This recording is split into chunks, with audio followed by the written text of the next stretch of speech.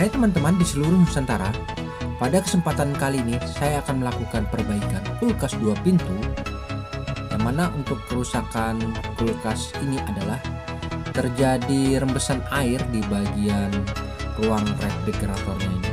Nah, di bagian bawah di sini saya lihat kondisi ruangannya masih normal ya, dinginnya tidak ada masalah.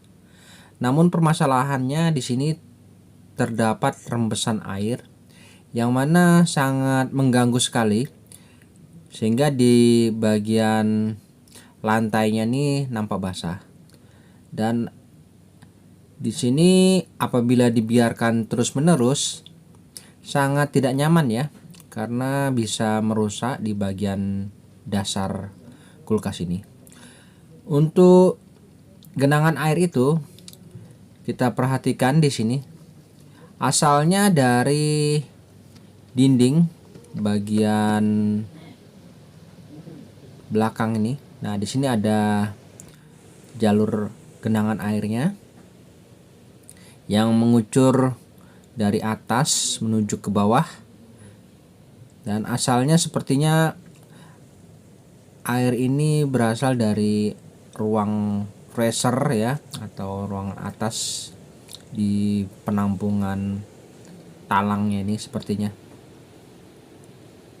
Oke, jadi permasalahannya seperti ini ya. Terjadi genangan air di bawah kulkas. Untuk pengaturannya kondisinya normal, pengaturan suhunya. Lalu kita bisa cek kembali di ruang freezer. Untuk ruang freezer di sini proses pembekuannya masih stabil, tidak ada masalah. Di sini nampak bahan-bahan makanan yang ada cukup keras ya, hasilnya cukup maksimal. Jadi tidak ada masalah sepertinya, mantap.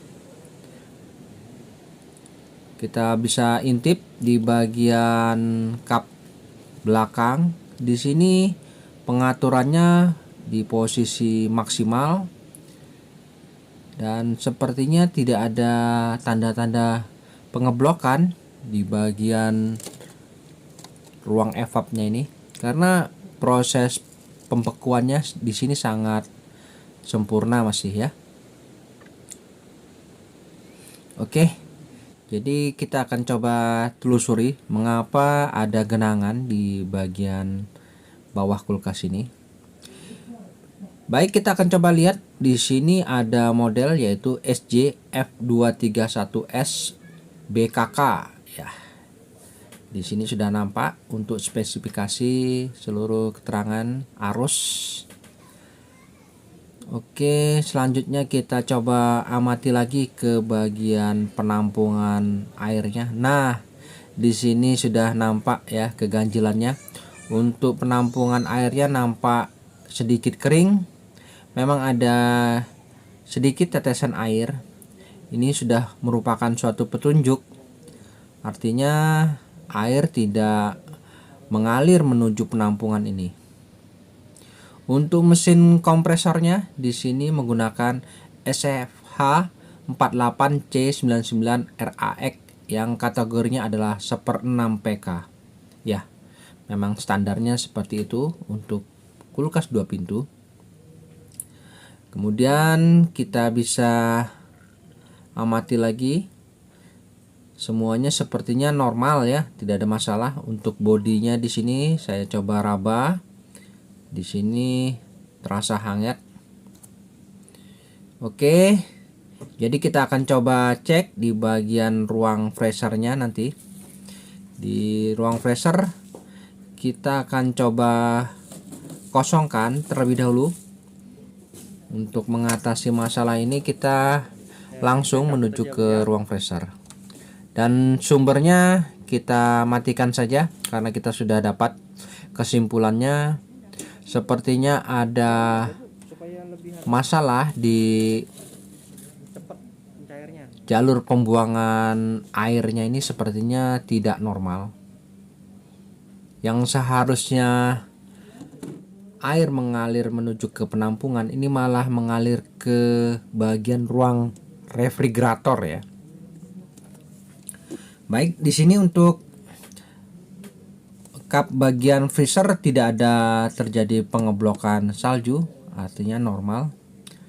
Jadi kita tetap harus lakukan pembongkaran di bagian ruang freezer ini karena duduk permasalahannya itu di ruangan sini. Baik, untuk melakukan proses pembongkaran kap di bagian ruang freezer, di sini ada beberapa skrup yang harus kita buka terlebih dahulu. Kemudian kapnya ini bisa kita tarik perlahan-lahan. Kita coba keluarkan.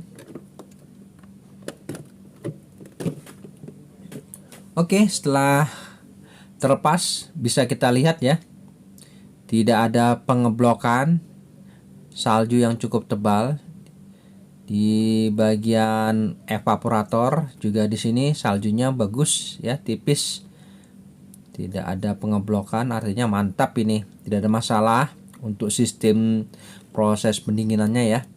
Nah, yang jadi permasalahan adalah kita bisa lihat untuk sirkulasi udaranya di sini juga tidak tertutup ya.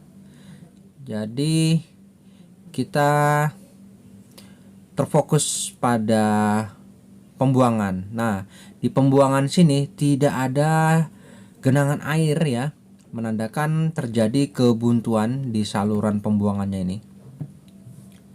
Dan untuk melakukan itu kita coba lakukan pengetesan. Di sini saya coba tuangkan air di bagian talang pembuangannya ini. Apakah air ini akan mengalir ke belakang? Kita bisa lihat ya, mengalir ke belakang. Nah, ini. Namun volumenya cukup sedikit ya.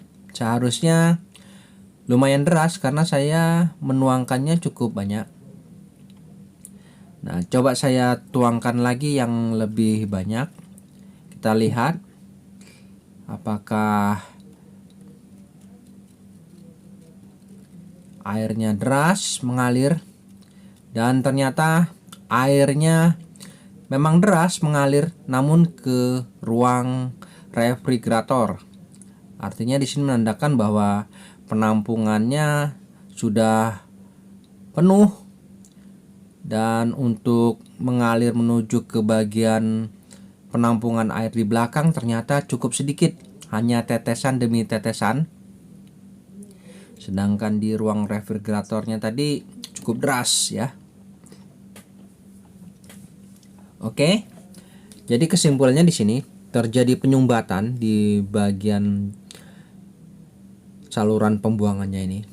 Dan untuk melakukan perbaikan itu kita bisa gunakan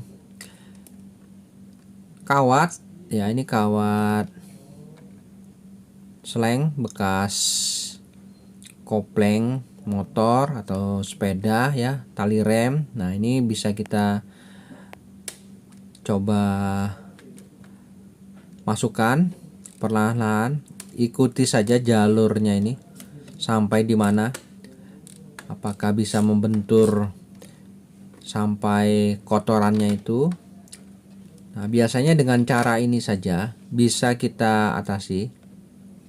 Sambil kita putar-putar, masukkan saja selengnya ini mengikuti alur yang ada. Dan pastikan nanti pembuangannya akan lancar setelah kita coba korek-korek, bersihkan.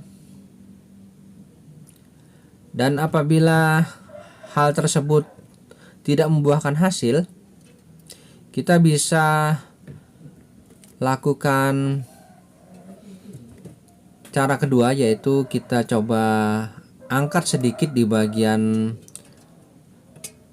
pipa evaporatornya ini. Nah, lakukan secara hati-hati karena di bagian bawah pada pipa evaporator ini, di situ terdapat lubang pembuangan yang biasa sering terjadi kebuntuan. Oke, kita akan coba angkat sedikit dan di sini nampak ya. Nah, di bagian bawahnya ini terdapat heater pemanas. Nah, di bagian bawah dari heater ini terdapat lubang pembuangan. Jadi kita akan coba lakukan pengamatan. Nah, di sini genangan airnya nampak jelas ya, teman-teman. Tidak langsung terbuang menuju ke bagian penampungan. Jadi apabila talang ini penuh, maka airnya akan langsung menuju ke ruang refrigerator. Nah, seperti itu kejadiannya. Jadi di sini saya akan coba masukkan lagi selengnya ini dari lubang pembuangan ini menuju ke bawah ya. Saya usahakan agar aliran air ini menjadi lancar menuju ke penampungan. Oke, setelah kita coba tusuk dan perhatikan ya, di sini kucuran airnya ini kita coba perhatikan. Apabila cukup deras di sini menandakan bahwa aliran ini sudah lancar. Nah, ini ya masih belum cukup deras ya. Kita coba buat lagi gimana caranya supaya aliran airnya ini lancar ya. Biasa sering di sini terdapat banyak sekali gumpalan kotoran. Oke, kita coba tes lagi bagaimana hasilnya. Nah, di sini ya sudah nampak lumayan deras sudah. Oke. Nah, seperti ini. Apabila aliran airnya seperti ini, saya rasa sudah mantap ini ya. Sudah lumayan. Jadi sirkulasi airnya sudah lancar dan bisa kita kembalikan lagi penampungan airnya ini. Nah, seperti ini ya teman-teman. Jadi harusnya seperti ini. Jadi airnya tidak menggenang ke bagian ruang refrigerator.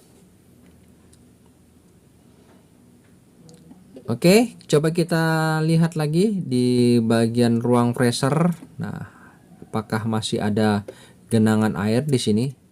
Ternyata sudah tidak ada ya teman-teman.